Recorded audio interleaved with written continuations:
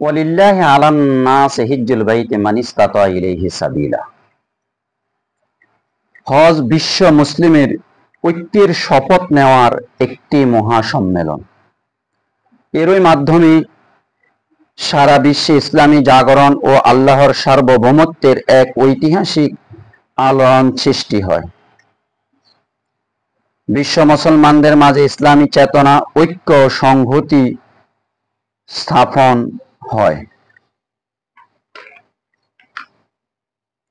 হজ শারীরিক ও অর্থনৈতিক ইবাদত।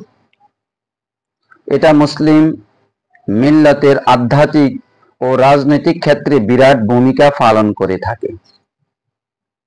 হজ যাদের উপর ফরজ, তারা যদি হজ না করে, তো রসুল বলেছেন যে তুমি ইহুদি হয়ে মারা যাও, নাসারা হয়ে মারা যাও, আমি রসুল তোমার জন্য সুপারিশ করব না।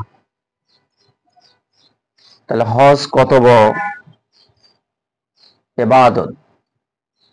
হজের মাধ্যমে এটা মহাসম্মেলন। রাজা প্রজা, শাসক শাসিত সবার সাথে, বর্ণ ধর্ম সকল শ্রেণীর লোকের সাথে এটা দেখা হয় এবং সবার সাথে একত্রিতকরণ। তা আল্লাহ পাক আমাদের সবাইকে বুঝার তৌফিক দান করুন।